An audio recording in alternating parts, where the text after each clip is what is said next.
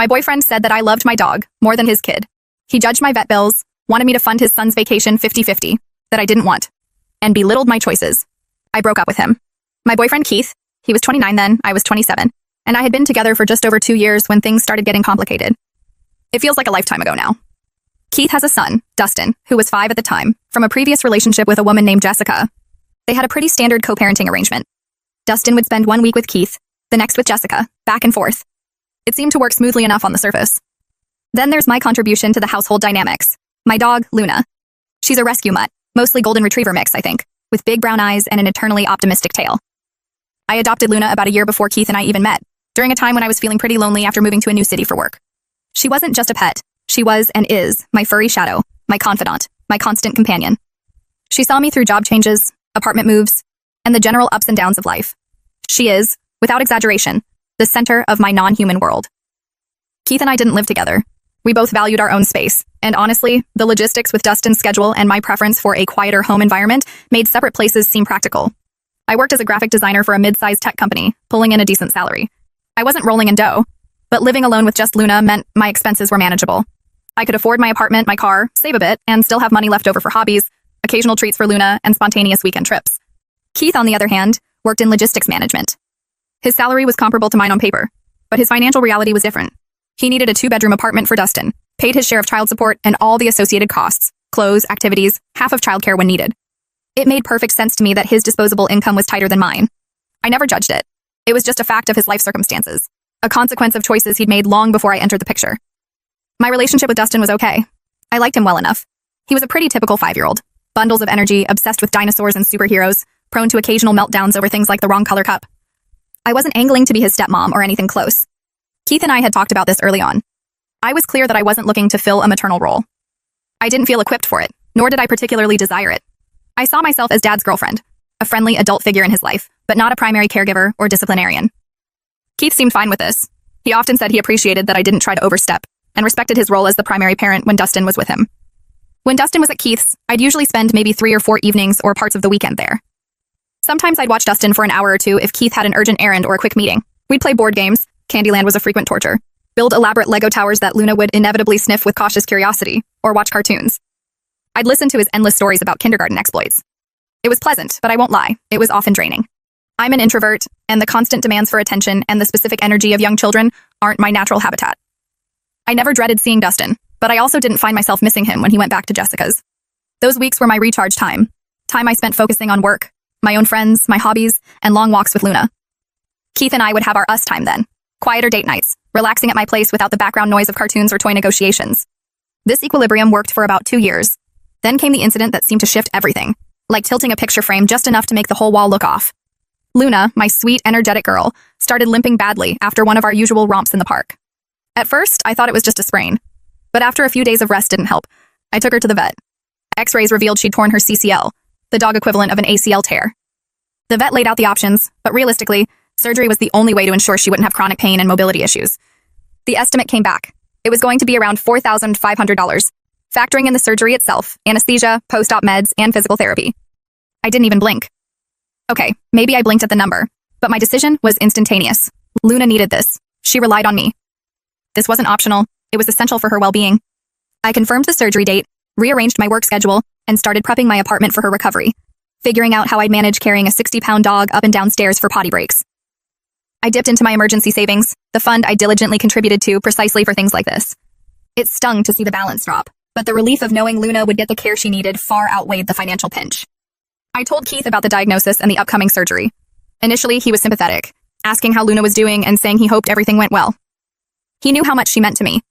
But when I mentioned the cost, just casually in conversation about having to tighten my belt for a bit, his reaction caught me completely off guard. His eyebrows shot up and he let out a low whistle. He remarked that it was an insane amount of money to spend on a dog.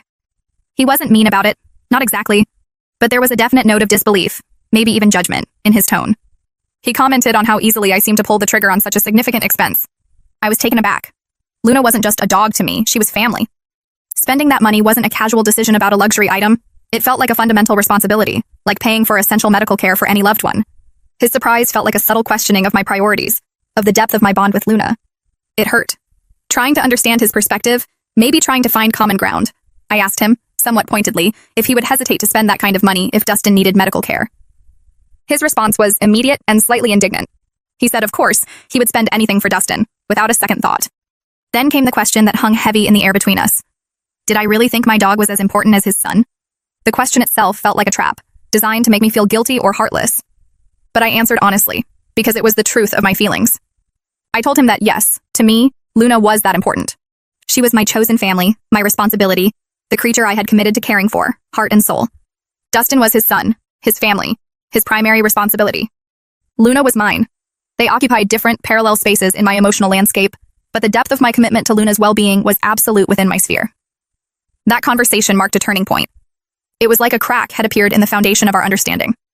After the surgery, which went well, thankfully, though the recovery was intense, Keith started bringing up money much more frequently, always in ways that felt pointed and uncomfortable. It wasn't overt criticism, more like a constant stream of jokes and comments that chipped away at me. If Dustin needed new shoes for school, Keith might sigh dramatically and say something like, "Man, kids grow fast. Wish I had a Luna surgery fund lying around," accompanied by a chuckle that didn't quite reach his eyes. If I mentioned buying Luna a new chew toy or a bag of her favorite expensive salmon treats, he'd often counter with, "Oh yeah? What did you get for Dustin this week?" Despite the fact that he never, not once, bought anything for Luna himself or offered to help with her expenses, even something small like picking up a bag of food. It felt like he was keeping score, comparing my spending on my dog to his spending on his child, and implying my choices were frivolous or misplaced. There was an incident where I bought myself a new tablet for work and personal use. It was something I'd saved for. When Keith saw it, his first comment wasn't cool or what are you going to use it for? But rather, nice. That must have set you back a bit. Dustin's been asking for one of those kids' learning tablets, you know. The implication was clear. My money could have, or perhaps should have, gone towards something for his son. It started to feel like he saw my disposable income not as my money, earned through my work and managed according to my priorities, but as a resource pool that he felt entitled to comment on, especially in relation to Dustin's needs and wants. This simmering tension boiled over during a conversation about a potential vacation. It was a rare, quiet evening at my place. Luna was snoozing at my feet, Keith and I were sharing a bottle of wine, and the mood felt relaxed for the first time in weeks. He brought up how nice it would be to get away, just relax somewhere warm after the stress of the past few months, referring vaguely to work stress, and, I suspected, the underlying financial tension. I immediately loved the idea. I started brainstorming possibilities. Maybe a quiet beach town, a hiking trip, something low-key and restorative. That's when he dropped the bomb. He said he definitely wanted Dustin to come with us. Okay, I thought. Maybe a family-friendly trip could work, although it wasn't my initial vision. But then he elaborated. He started talking about destinations specifically geared towards kids. Think theme parks, bustling resorts with water slides and character breakfasts.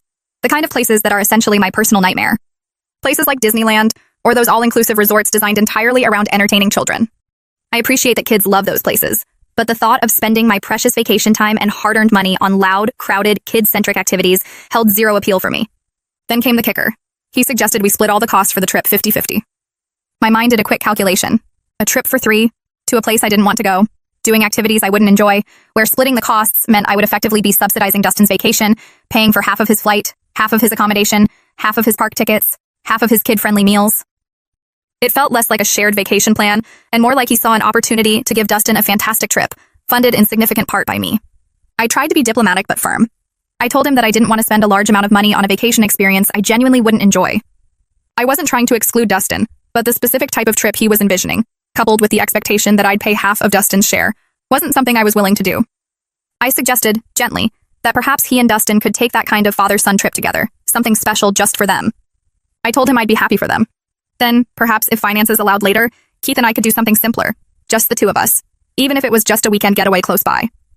I reiterated I'd pay my own way for a trip I actually wanted to take, but I wasn't comfortable funding half of Dustin's expenses for a theme park extravaganza. He completely lost it. The relaxed mood shattered instantly. His face flushed, and his voice got tight with anger. He accused me of being selfish, of not caring about Dustin, of valuing my money more than his son's happiness. The argument escalated quickly, circling back to the old sore spot. He threw the question at me again, laced with more venom this time. Did I love my dog more than his son? And again, exhausted and hurt by the implication that my love and responsibility for Luna were somehow invalid or less important, I was honest. Yes, I told him. In the context of my life, my choices, my family structure as I had built it, I did love the dog I chose, the dog I was solely responsible for, more than his child, who already had 2 loving parents and whom I had entered the life of as a secondary figure. Luna was my family, my dependent. Dustin was his. The fight raged on for what felt like hours, dredging up all the resentment and misunderstandings that had been festering since the surgery. We talked in circles, him accusing me of being cold and unsupportive, Me defending my right to my own feelings, my own priorities, and my own finances. Eventually, it just fizzled out into stony silence. He left my apartment early the next morning, barely saying a word, and he hadn't spoken to me since. So, here I am, feeling bewildered and wondering, am I the asshole for loving my dog, my chosen family, more than my boyfriend's child, and for refusing to finance a family vacation centered around him? More info. I feel like I need to add some context, because the initial reactions seem to paint me as some kind of child-hating monster who just tolerates Dustin's presence. And that's not quite right. My relationship with Dustin wasn't non-existent. It just wasn't parental. Like I said, when he was at Keith's, I was typically there for a good portion of that week. Maybe not every single day, but definitely a solid 3-4 days or evenings. We interacted. I wasn't just sitting in a corner ignoring him. We built elaborate train tracks that spanned the living room, had epic Nerf gun battles, where I usually lost, read bedtime stories, though Keith usually handled the actual tucking in, and I even taught him how to play Go Fish. Sometimes, if Keith had a late meeting or needed to run a serious errand he couldn't take Dustin on, I'd watch him by myself for a couple of hours. We had our little routines, our inside jokes. He seemed to like me fine. He'd often run to show me his latest drawing or tell me about a cool bug he found. What I lacked was that deep, unconditional, sacrifice-everything love that a parent feels. I liked him. I cared about his well-being. I didn't want anything bad to happen to him, and I enjoyed aspects of our time together. But did I feel that heart-wrenching pull? That instinct to put his needs above absolutely everything else, including my own well-being or Luna's? No. And I never pretended otherwise. He was in my life because of Keith. If Keith and I hadn't been dating, my path and Dustin's would never have crossed. My feelings for Keith were independent of Dustin. I loved Keith for who he was, and Dustin was part of his package, a part I had agreed to navigate in a specific, defined way. I wasn't his mom, stepmom, or even a dedicated aunt figure. I was Sarah, Dad's girlfriend, the funnish adult who sometimes played games and didn't enforce bedtime rules too strictly. That was the role we, Keith and I, had explicitly discussed and agreed upon early in our relationship. He told me he appreciated having someone who was kind to Dustin but didn't try to interfere with his parenting or his relationship with Jessica. The shift really, truly began after the Luna surgery incident. It wasn't just the cost itself, it was the realization for Keith, I think, of the difference in our disposable incomes and financial flexibility. Suddenly, my ability to handle a significant, unexpected expense became a focal point. It was like he hadn't fully grasped it before, or maybe hadn't let it bother him. But seeing me write that check for Luna seemed to flick a switch in his brain. His jokes became relentless and grating. It wasn't just occasional comments, it felt like a constant narrative thread. If I bought a new pair of running shoes, he'd ask if they cost more than Dustin's last pair of sneakers. If I treated myself to a nice dinner out with my friend Chloe, he'd text me something like, "Hope you're having fun." Dustin mentioned wanting to try that new pizza place. It felt like every dollar I spent on myself or Luna was being audited against a hypothetical ledger of Dustin's potential wants and needs. It made me feel defensive and resentful. It felt like he wasn't just commenting on my spending. He was implying my priorities were wrong, that my money had a better, more correct use, funding things for his son. This also highlighted, painfully, how little he seemed to value Luna, despite knowing how central she was to my life. His shock at the surgery cost, his constant comparisons, it all signaled that, to him, she was just an animal, an expense, maybe even an extravagance. He expected me to develop deep feelings and take on financial responsibility, even indirectly, for his child, while simultaneously dismissing the importance of my own non-human family member. He wouldn't have hesitated to spend thousands on Dustin, but he was genuinely flabbergasted that I'd do the same for Luna. Would he have offered to help pay for Luna's surgery if I couldn't afford it? Based on his reaction, absolutely not. That discrepancy hurt deeply. It felt fundamentally unfair. Regarding the vacation, it wasn't that I was inherently opposed to ever vacationing with Dustin. A cabin by a lake for a long weekend? Maybe. A beach house where we could relax? Potentially. But Keith's vision was so specifically tailored to a high-cost, high-stimulation, kid-centric experience that I actively dislike. Think sensory overload, long lines, mediocre expensive food, and the pressure to be constantly on and enthusiastic for a child's sake. He wasn't suggesting a compromise. He was presenting his ideal, dad makes amazing memories for son trip, and expecting me to co-sign and co-finance it. His insistence on splitting costs 50-50 for the three of us felt particularly manipulative. It wasn't about us bonding as a blended family unit. It felt squarely like him leveraging my financial flexibility to facilitate an experience for Dustin that he likely couldn't comfortably afford on his own. I get wanting the best for your kid, I really do. But expecting your girlfriend to bankroll it, especially for an activity she won't even enjoy? That felt like crossing a line. Let's be clear about Keith's financial situation. He wasn't struggling or destitute. He managed his logistics job well, earned a decent salary, paid his bills, and provided for Dustin responsibly during his weeks. He wasn't in debt, as far as I knew. But he didn't have a lot of fun money left over after covering the necessities. The bigger apartment, child support, Dustin's clothes, food, activities, contributing to savings perhaps. We earned roughly the same amount, but my lack of dependence and my slightly lower housing costs, I had a one-bedroom, meant my discretionary income was significantly higher. I never, ever commented on how he spent his money, especially not on Dustin. That was his domain, his responsibility. It felt like a huge breach of respect that he didn't afford me the same courtesy regarding my finances. It's also probably relevant that Dustin's mom, Jessica, was apparently quite well off. Keith mentioned once, in passing, that she had received a substantial inheritance when her father passed away a few years prior. I didn't get the impression Keith resented her for it, but I did sometimes wonder if he felt a pressure to keep up, to provide Dustin with similarly exciting experiences or material things that Jessica could perhaps afford more easily. Maybe seeing my financial freedom highlighted his own limitations in that area, leading to misplaced resentment directed at me and my spending choices, especially on Luna. Finally, another layer to this is the living situation. We'd casually discussed the future, and I had been honest with Keith that I wasn't ready to entertain the idea of moving in together while Dustin was still so young. It wasn't just about my need for personal space. I worried about blurring the lines of my role. Living together would inevitably mean more shared responsibility, more daily involvement in Dustin's routines, discipline, and potentially finances. I didn't want Dustin to feel like a stranger. Me was suddenly imposing rules in his home, and frankly, I didn't want to feel like a guest or a third wheel in my own home during Keith's custody weeks. Keith had initially said he understood, but maybe, deep down, he hoped I'd change my mind, and my reluctance to blend our lives further financially, via the vacation, felt like another rejection of his family unit. Update 1. Well, for anyone who might stumble across this later, it's over. Keith and I broke up. The silence stretched for a couple of days after our big fight, filled only by a couple of terse texts about logistics, like him needing to pick up a jacket he'd left at my place. Then last night he called. I almost let it go to voicemail, my stomach twisting with anxiety, but I figured we needed to actually talk, not just let it fester. The conversation lasted nearly 2 hours, and it laid bare all the issues that had been simmering beneath the surface.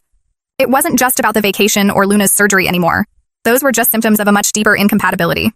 Keith essentially argued that my perspective was selfish and immature.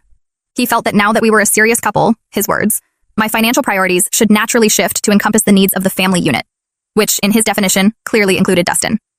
He talked about how seeing me spend thousands on Luna without batting an eye while he was carefully budgeting for Dustin's summer camp felt like a slap in the face. He suggested, not subtly, that my disposable income was being wasted on frivolous things, like, apparently, my dog's health and my own occasional pleasures, when it could be contributing to something more important, namely, his child's experiences and upbringing. He tried to frame it as us becoming more integrated. He said that as a couple moving towards a potential future, we should be making financial decisions together. That sounded reasonable on the surface, until I probed deeper. I asked him if deciding together meant I would also get a say in his financial decisions. For instance, if we were pooling resources or making joint decisions, would I have input on whether Dustin really needed that expensive new bike he'd been wanting, or whether signing him up for 3 different extracurricular activities simultaneously was financially prudent for us? He balked. Immediately. He got defensive, saying that decisions about Dustin's needs and expenses were fundamentally his and Jessica's responsibility as his parents. He stated unequivocally that I wouldn't have a say in how he chose to spend money on his child, which honestly I never wanted anyway. But the hypocrisy was stunning. He wanted veto power over my spending, specifically suggesting my money should be redirected towards his priorities, Dustin, while simultaneously ring-fencing his own finances and parental decisions from any input from me. It crystallized everything. He wasn't talking about building an equal partnership. He was talking about me becoming an additional source of income for his existing family structure, without granting me any corresponding say or authority. He wanted the financial benefits of a partnership directed towards his child, while I was expected to sacrifice my autonomy and my own priorities, like caring for Luna. He wanted me to contribute to his side of the ledger, but keep my hands off his decisions. I laid it out plainly. I told him we could have one of 2 things. Either we move towards eventually combining finances, which would mean mutual transparency and shared decision-making on all major expenses, including his child-related ones, and that wasn't something I was ready for, nor did it seem like something he truly wanted in practice. Or we keep our finances separate, in which case he needed to respect my autonomy and stop commenting on, judging, or trying to dictate how I spend the money I earn. He couldn't have it both ways. He couldn't expect access to my resources while denying me any reciprocal input or respect for my own commitments. He accused me of being cold, calculating, and not understanding what it means to be part of a family. I told him I understood perfectly well what my family consisted of, me and Luna, and that I wasn't willing to be treated like an ATM for his. The conversation devolved further, with accusations flying back and forth, tears on my end, mostly frustration and hurt, and a stubborn refusal on his part to see the fundamental inequality of what he was asking for. Finally, exhausted and heartsick, I told him I couldn't do this anymore. The argument wasn't just about money. It was about respect, equality, and fundamentally different views on partnership and family. It was clear we wanted incompatible things. I needed a partner who saw me as an equal, who respected my life choices, including my commitment to Luna, and who didn't view my financial independence as a resource to be tapped for his own pre-existing responsibilities. He, apparently, needed a partner willing to financially prioritize his child above all else, even her own commitments, without question. So I ended it, right there on the phone. It was incredibly painful. 2 years is a significant chunk of time, and despite these recent issues, there had been a lot of good times, a lot of genuine affection. But this divide felt unbridgeable. We deserved partners who were aligned with our respective life goals and expectations. Staying together felt like signing up for a future filled with resentment and conflict over these core issues. Thank you to the few people who commented on the original post and actually seemed to grasp the nuances. The importance of pre-agreed boundaries, financial autonomy, and the fact that I am not, nor did I ever agree to be, financially responsible for Keith's child. To those who immediately jumped to blaming me, suggesting I was somehow obligated to financially support Dustin just by dating his father, or that my love for my dog was inherently wrong or less valid, well, you confirmed my decision. Keith wasn't the only one with skewed expectations about the role of a partner in a relationship involving children from a previous union. He chose to be with me knowing my boundaries, knowing I had Luna, knowing my stance on finances and parental roles. He agreed to it all, until my financial situation became inconveniently apparent to him. I refused to feel guilty for upholding the terms we both supposedly consented to. Update 2. Wow, it feels strange revisiting this. Quite a bit of time has passed since that tumultuous breakup. Nearly 2 years now, actually. Life moves on in unexpected ways. First things first, the most important update. Luna is doing fantastic. The surgery was a complete success. After months of careful rehab, leash walks only, physical therapy exercises that she mostly tolerated, carrying her up and down stairs like a furry, spoiled princess, she made a full recovery. Watching her run full tilt across the park again, chasing squirrels with abandon, brings me an indescribable amount of joy. Right now, she's curled up on the sofa next to me, snoring softly. She remains my constant, my shadow, my heart outside my body.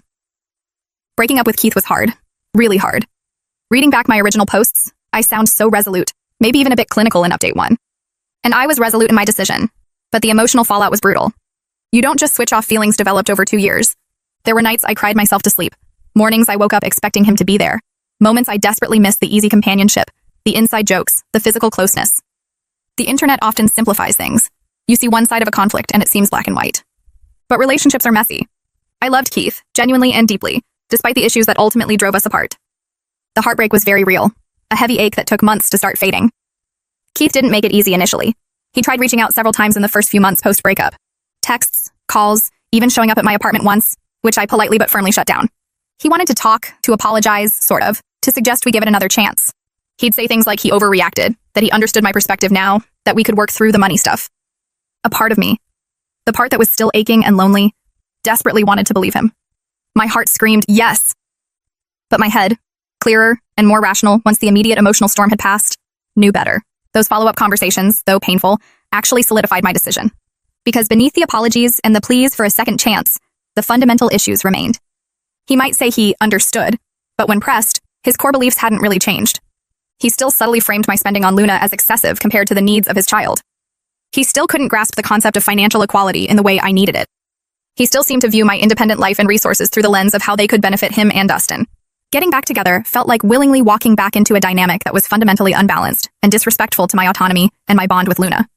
The deeper implications of our arguments really settled in during those months of reflection. It wasn't just about a vacation or a vet bill. It was about core values. Equality is huge for me.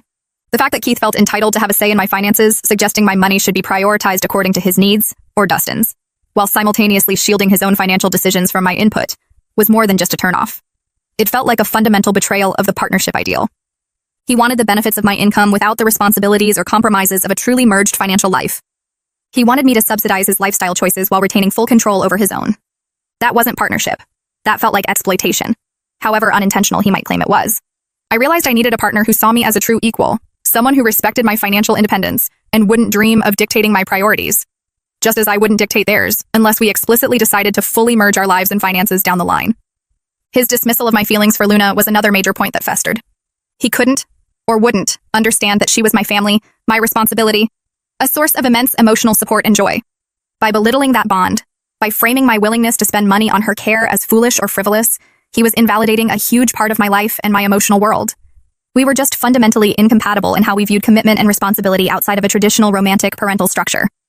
I respected his love for Dustin. I understood that kids are expensive and require sacrifice. That was his choice, his reality. My reality included Luna and the financial and emotional commitments that came with her. His inability to accept or respect my reality, possibly fueled by jealousy over my greater financial freedom, was a chasm between us. Kids are a lifestyle choice with known financial implications. He made that choice long before me. My choice was a dog. They aren't morally equivalent, but the commitment I made to Luna was just as real and valid to me.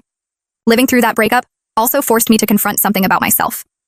I realized, with startling clarity, that I am definitively child-free. I always knew I didn't want biological children of my own. The desire simply wasn't there. But dating Keith, I thought maybe I could be happy in a relationship that included a child, albeit in a more peripheral role. The experience taught me otherwise. It wasn't just about Dustin, who was a perfectly fine kid. It was about the inherent complexities, the unavoidable financial entanglements, even if only perceived, the shifts in dynamics, the compromises required that I simply wasn't willing to make. I realized I don't want to date a parent ever again. It's not a judgment on parents. It's a recognition of my own needs and desires for my life and relationships. I want a partner whose life path aligns more closely with mine, where building a future together doesn't involve navigating the complexities of co-parenting, custody schedules, and differing financial priorities related to children. Using the term child-free for myself felt like clicking a final piece into place. So what's life like now? Pretty good, actually. About 6 months after the breakup, I got a fantastic job offer from a competing tech firm. Better title, more creative freedom, and yes, a significant pay bump. The irony isn't lost on me. I now have even more disposable income, enough to cover several Luna surgeries if needed. Knock on wood. The career change was invigorating. I threw myself into work, reconnected with friends I'd maybe neglected a bit during the relationship drama, took up pottery classes, surprisingly therapeutic. And of course, spent tons of quality time with Luna. We explore new hiking trails, visit dog-friendly cafes, and have perfected the art of synchronized napping on the couch. I've dipped my toes back into the dating pool a few times. Met some nice guys, had some pleasant enough dates, but nothing clicked. No spark, no real sense of connection or shared vision. I'm not actively searching right now. I'm genuinely content with my life as it is. My career, my friends, my dog, my independence. If the right person comes along, great. If not, that's okay too. I'm building a life I love on my own terms. Keith and I still share a few mutual friends, so inevitably our paths cross occasionally. Birthday parties, group dinners, that sort of thing. It was awkward at first, but we've settled into a kind of polite, respectful distance. We've actually had a few long talks, usually late at night at mutual friends' gatherings, sometimes fueled by a bit too much wine. He's admitted he misses me, misses what we had. He's expressed regret over how things went down, acknowledging, in those moments at least, that he mishandled the financial stuff and put unfair pressure on me. He sometimes hints that he wishes I'd reconsider. Hearing that still stirs something in me. I miss the good parts too. The connection we had, the laughter, the intimacy. It was special, almost magical at times. There's a lingering affection, a shared history. But those conversations also reinforce why it could never work long-term. The fundamental incompatibilities are still there, lurking beneath the surface of nostalgia. I realized I want a partner whose life I can truly intertwine with mine, someone I want to build a home with, merge finances with eventually, plan a future with without these inherent conflicts. That partner could never be Keith, not because he's a bad person or a bad father, but because our paths and priorities are just too different. I would never have asked him to choose between me and Dustin. That would be monstrous. A good parent should put their child first. I respect him for being a devoted father, but I also respect myself enough to know I need a partner whose life commitments align with my own child-free stance. We still maintain a level of respect. We're cordial when we see each other, but there's a shared, unspoken understanding that it's definitively over. Our hearts might remember the love, but our heads know the reality. I truly hope Keith finds happiness. I hope he finds a partner who embraces his life, including Dustin, fully and enthusiastically, someone who shares his vision for family and finances. And I hope someday I find a wonderful, child-free man who loves dogs, respects equality, and is ready to build a compatible life together. Until then, it's just me and Luna. And honestly, that's a pretty great team.